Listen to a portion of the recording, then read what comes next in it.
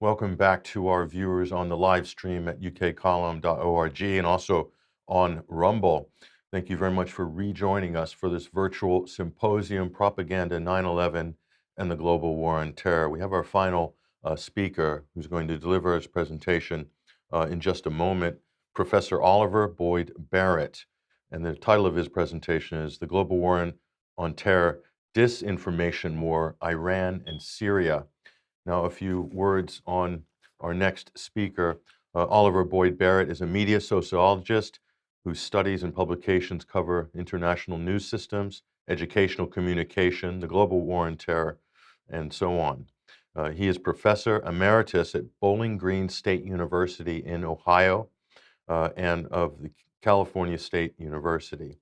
He continues to teach at CSU Channel Islands. And with that, we'd like to welcome to the stage Professor Oliver Boyd-Barrett. Thank you very much, Patrick, and thank you and to all of the organizers for this truly incredibly valuable conference, symposium. What I'm going to talk about this evening has to do with my broader interest in the pretexts that have been given for various US and Western NATO interventions under the GWOT label. I'm drawing from a larger work that I presented on recently that covered many of the interventions since 9/11, including Afghanistan and Iraq and Libya and Syria. I'm going to talk principally this evening about Syria. My book, Conflict Propaganda in Syria, will be published soon by Routledge by the end of the year, I hope. And that is one of the sources that I'm drawing on also, at least with respect to my Syria comments.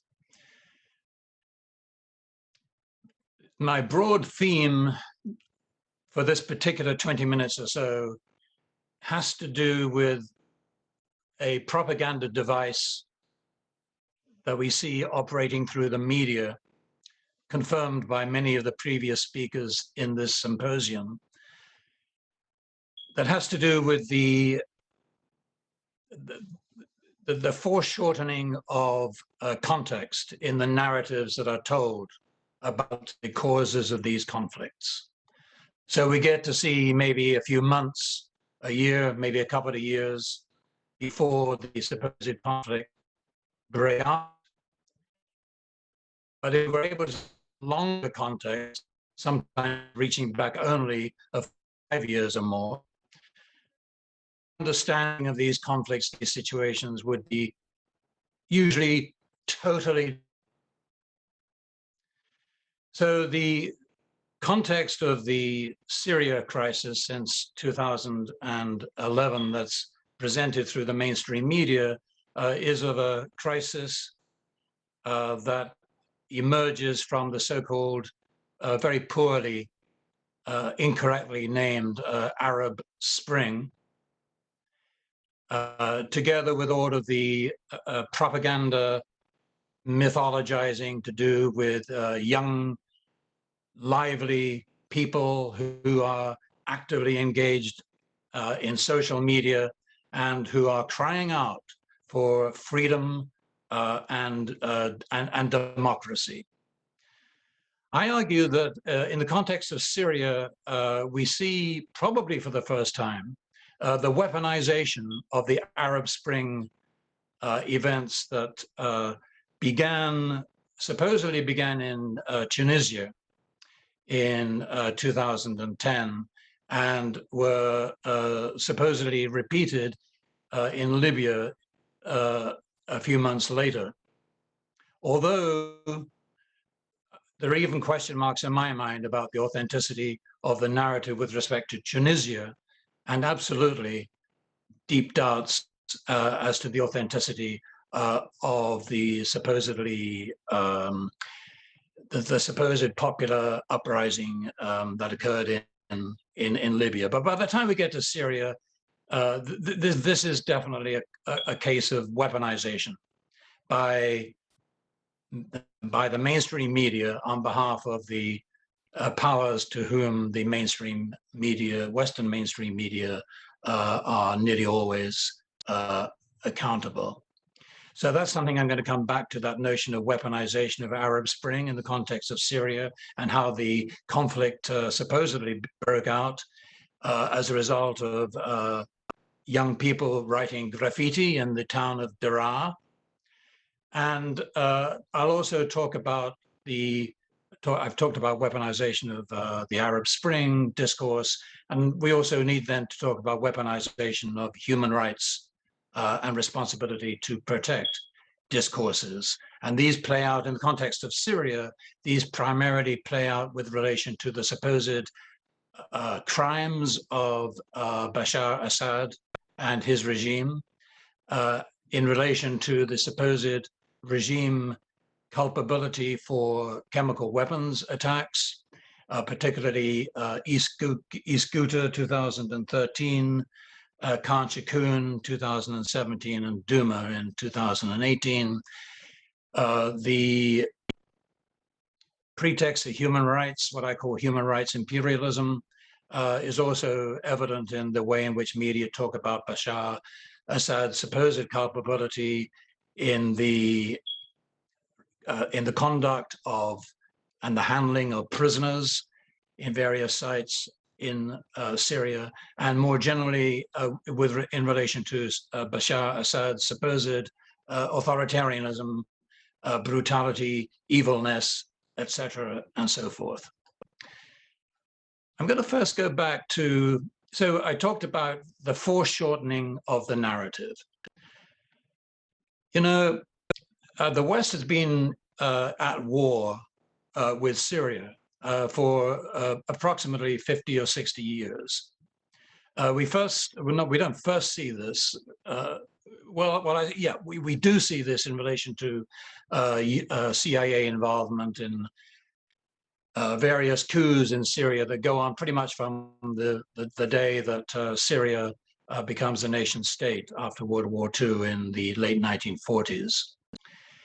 We also see it in relation to a US-UK plan that was approved in 1957 for the assassination of Ba'athist leaders and communists in the then Syrian government. This is 1957.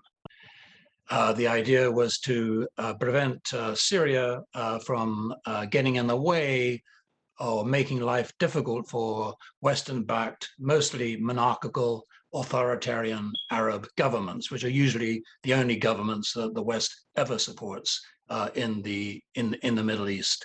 The 1957 plan was conceived by none less than CIA Middle East chief Kermit Roosevelt, who's perhaps better known for his authoring of the Western-backed 1953 coup d'etat that was staged against Mohammad Mossadegh, Prime Minister of Iran, back in 1953. One of the concerns in Syria had to do, as we've seen also in Afghanistan, had to do with the security of pipelines connecting Europe to Iraq through Syria.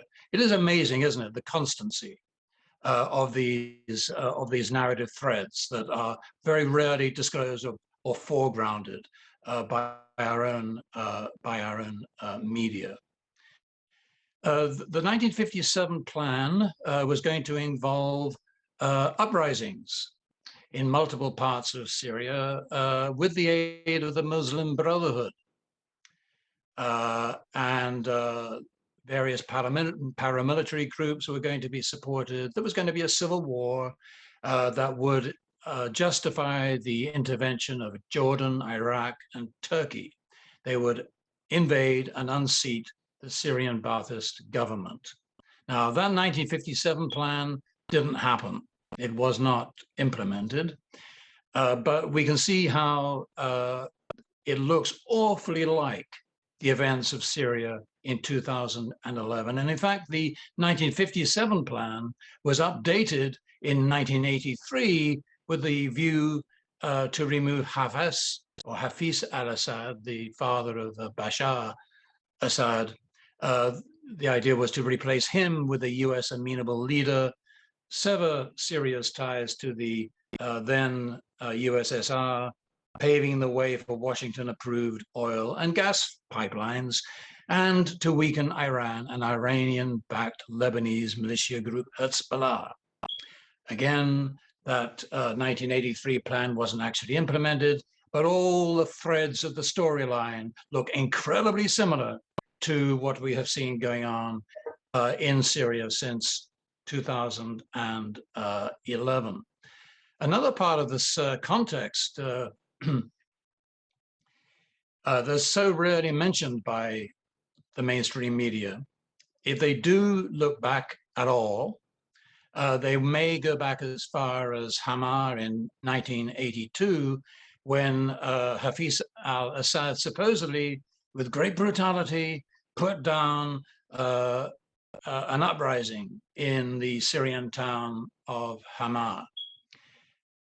The background to this necessary put down by the Hafiz al-Assad regime of the Muslim Brotherhood supported insurrection in Hama, which is where the Muslim Brotherhood had concentrated its forces, was that there had been a 5-year-long terrorist campaign by the Muslim Brotherhood, with all the usual suspects supporting it against the Ba'athist regime, involving the massacre of dozens, if not hundreds, of Syrian security forces. Also missing from the background is the nature of the Ba'athist regime as an Arabist and socialist revolution, one that, not dissimilarly to the Gaddafi regime in Libya,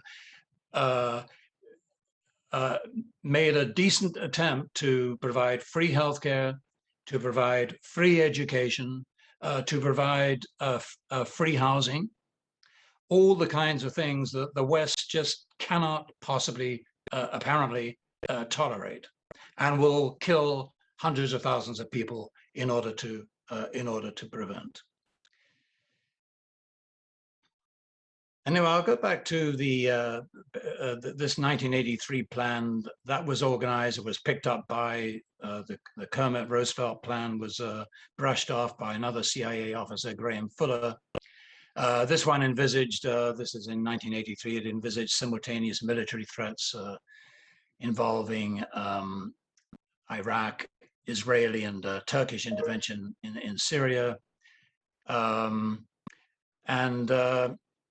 Then we move a few years. I said a moment ago that wasn't actually implemented, but that many of the narrative threads from that period of time characterize and help us to understand, in fact, what was going on in Syria from 2011. There's another interesting step on the way to this. We find neoconservatives David Feith and Richard Pearl in 1996 preparing for Benjamin Netanyahu, at that time head of the Likud party and later to be Israeli prime minister, of course, for almost a decade.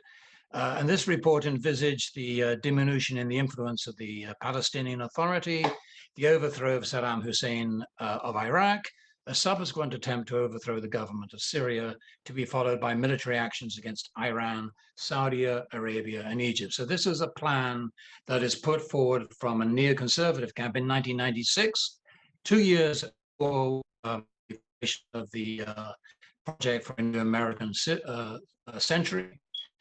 Some people see to be to have template for 2001, 9/11, and 2 years ahead of the PNAC's own report that many consider to have busted for an event such as 9/11 in order to justify what Wesley Clark, 2006 candidate, Clark, who was also head of the military arm of NATO, and he was one who revealed the plan to bring down 7 Muslim nations in the space of 5 years.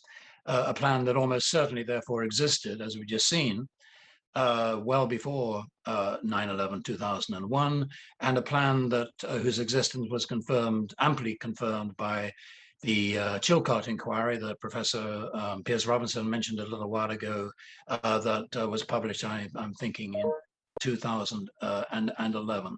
This is the background that you need to even begin to get a glimmer of understanding of Syria in 2011 and subsequently.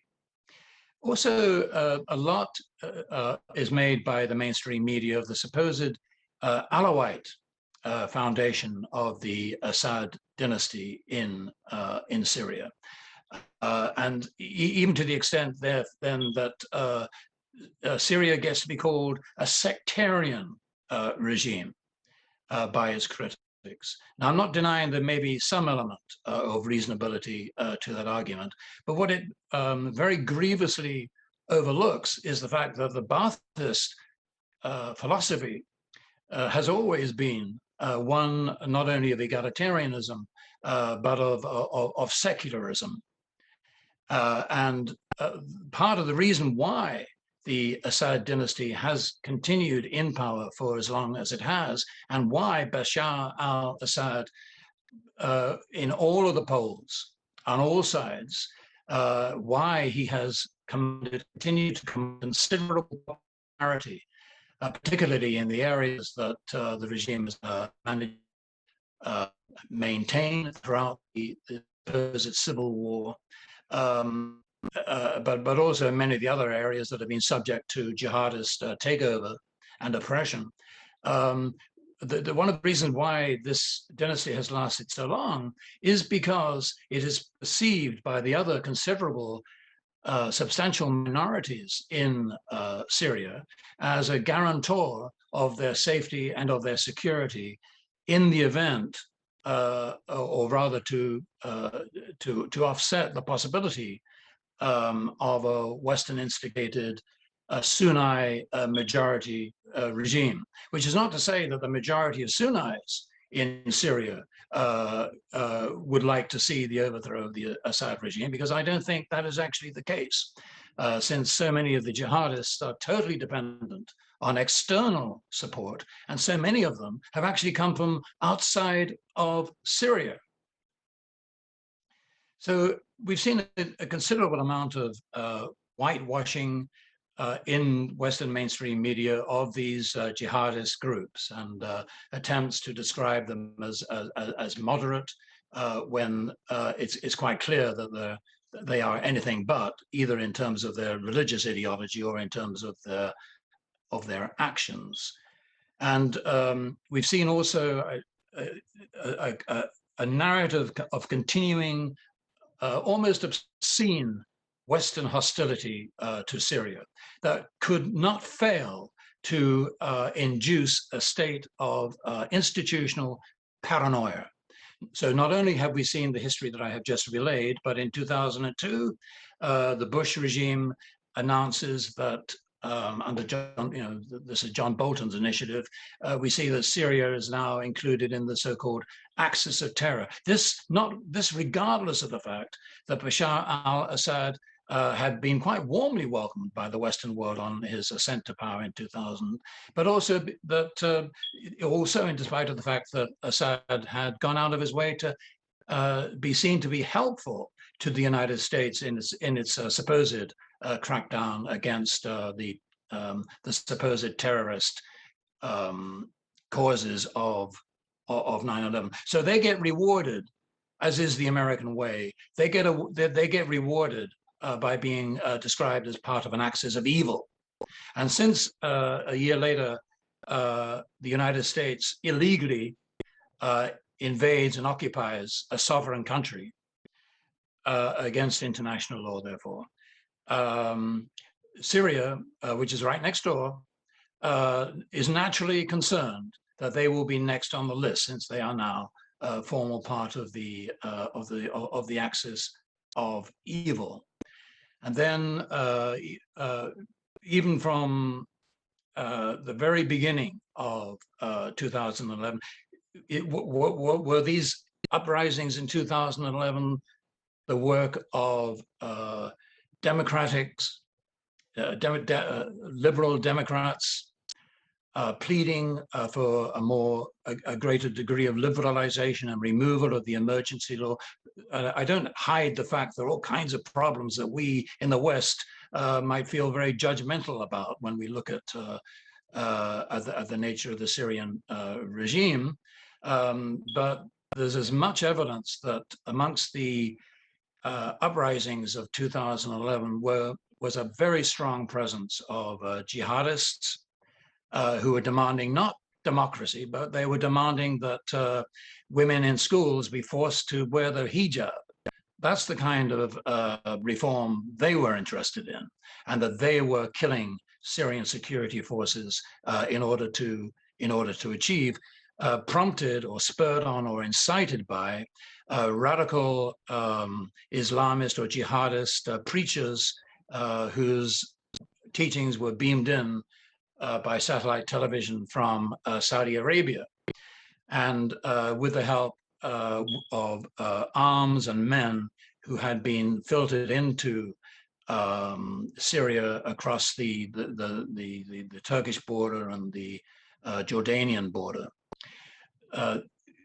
Almost immediately, we see evidence, or we discover soon after, evidence that the CIA is involved in funneling arms and men to Syrian jihadists from Libya, from the mess, from the utter destruction of another sovereign nation, that of Libya just a few months previously. CIA is bringing all those arms and a lot of the jihadists up into Turkey and also Jordan, Turkey and Jordan, and filtering them across the borders into Syria, ready for the supposed democratic uprising of 2011. Not long after, there's evidence of the formation through Mayday Rescue and ARC and other British Foreign and Commonwealth Development Office funded supposed non-government organizations. What a laugh that term is. The setting up of the supposed rescue for units of the white helmets, and the development of PR and public relations support for jihadist groups, the lessons that we had learned already from Western support of the Mujahideen in Afghanistan in the 1980s. So in order to make these guys look Bond-like, since the latest Bond movie is just out, the imagery owes a great deal to the cinematic mythology of James Bond. So we see that with respect to the way in which the Mujahideen are portrayed in the 1980s, and then particularly this character, James Le Mesurier, who is the British Army intelligence-connected gentleman who establishes the white helmets with money from the British Foreign and Commonwealth Office. So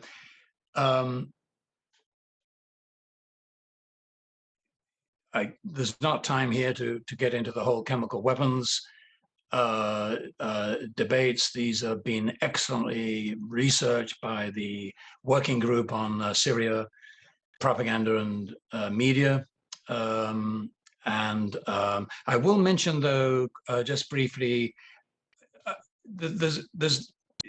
it would be of no great surprise to find that some very unpleasant things had gone on in Syrian regime prisons.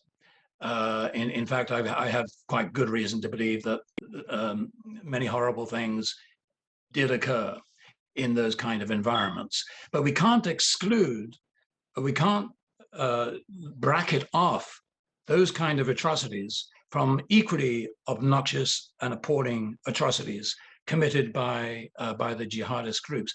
Nor should we ignore the far more egregious problems that we see in other Middle Eastern states, such as Saudi Arabia and Egypt, that have great support are strongly supported by the United States and its NATO allies. If anything, I would say the Bashar Assad regime is relatively mild by comparison to many of its Western-supported neighbors, including Israel, particularly when we bear in mind Israel's treatment of the Palestinians in the occupied territories, and even of its own Palestinians and Arab population who are citizens of Israel. I would say they are at least equally as obnoxious as anything we're likely to find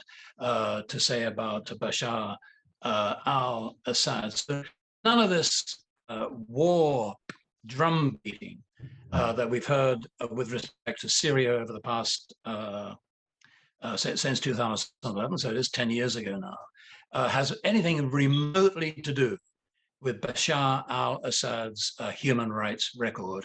And it has everything to do, well, with what? It has to do with Western annoyance that Bashar al-Assad did not choose the Qatar proposed pipeline that would connect Middle Eastern oil to Europe, and thus to undermine the Russian pipeline initiatives. Bashar Assad actually chose the Russian preferred route from Iran, quite wisely. It has everything to do with the fact that Syria is seen to be a thorn in Israel's side. Because why? Because Syria continues to enjoy the support of Russia.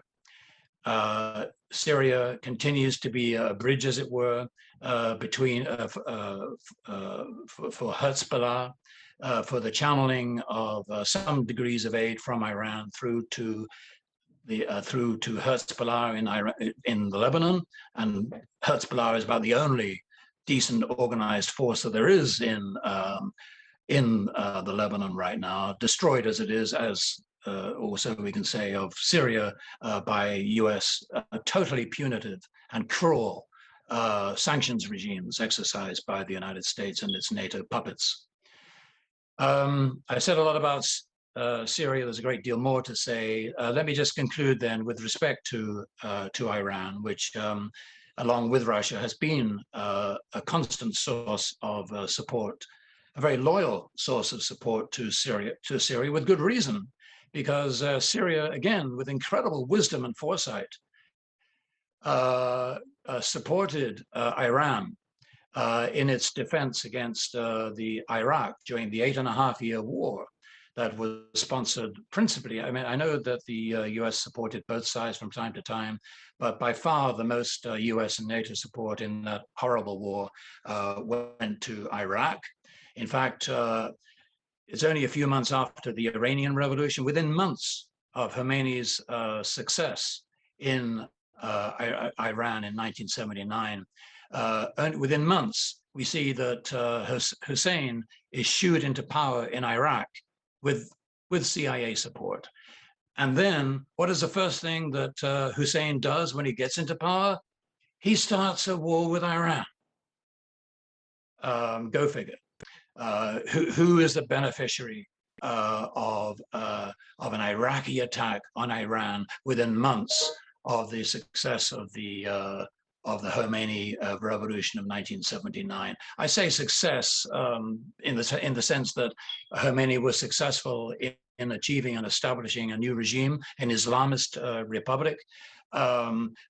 Although it is with great regret that I have to say that the circumstances created by this 8.5-year war were such at the beginning that it totally wiped out the possibility of left liberal forces in Iran to establish a more balanced, a greater balance of power between religious theocracy and democratic liberals in revolutionary Iran from 1979 on.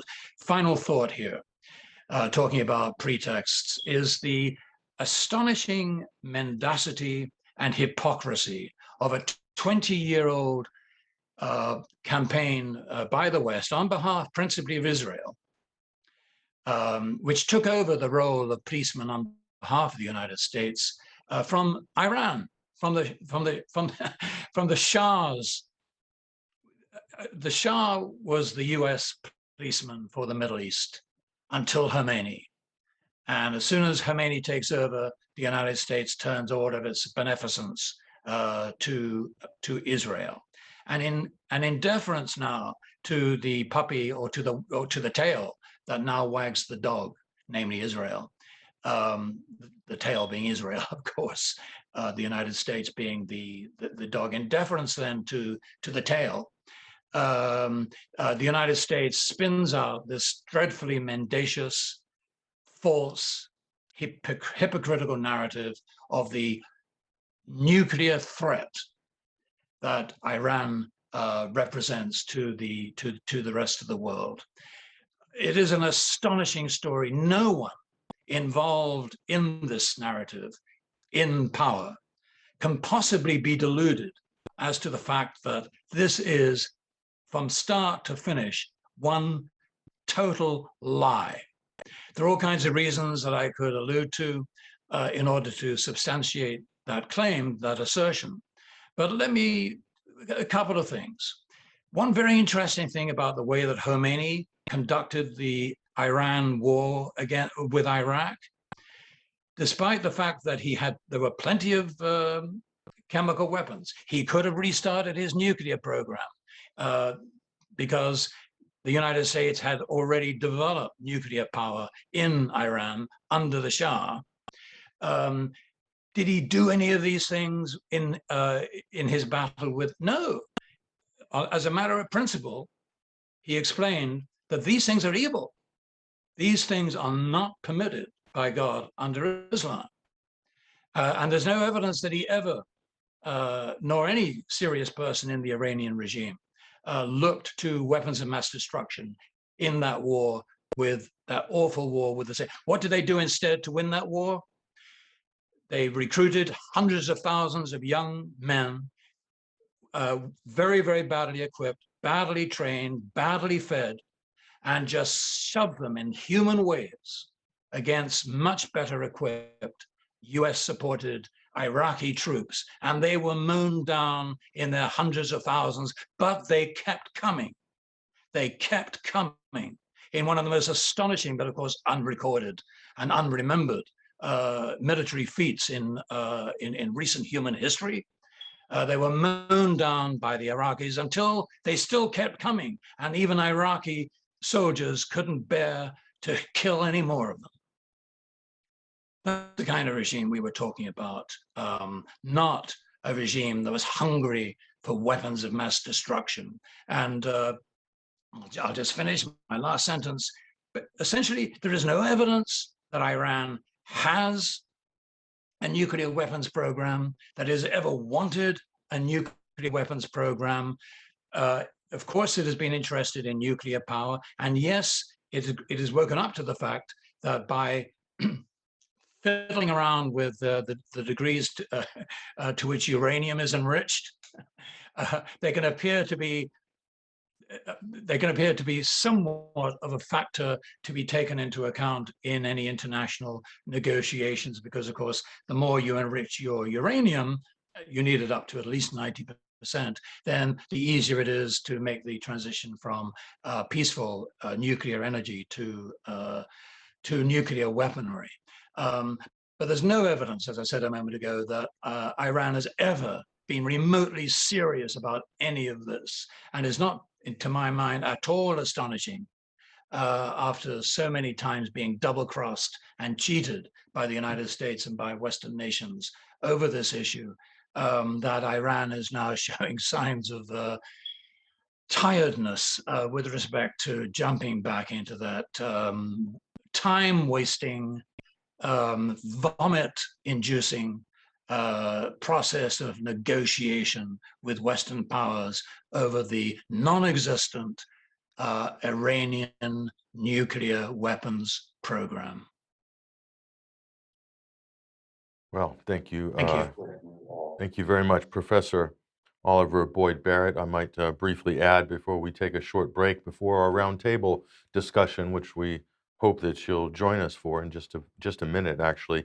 But just to remind our viewers and to support what Professor Oliver Boyd-Barrett was saying, is that Syria was fighting its own war on terror. And so I think you couldn't even compare to what was happening in Guantanamo Bay, Abu Ghraib, and Bagram Air Force Base, just for starters. That, and also, if you want to know the best documented effort to tell the story of the Iran-Iraq War, is actually in the War Museum in Tehran. It's an absolutely extraordinary museum, one of the most amazing places that I've ever seen. And that's the place where you would want to go to really see the full story of that war, which is just incredible. And I might add that it's as pivotal and important to that country as the Second World War is to the Allied forces and the Civil War in America and so forth. That's how strong it looms in the country's psyche. But thank you very much, Oliver, and I hope you'll stick around to join us for the discussion after this brief intermission. We'll be back in just a few minutes, and hopefully we'll be able to gather some of our presenters for the final roundtable discussion for this event, Propaganda 9/11 and the Global War on Terror, live streaming right now on the ukcolumn.org and also on Rumble. We'll see you in just a moment.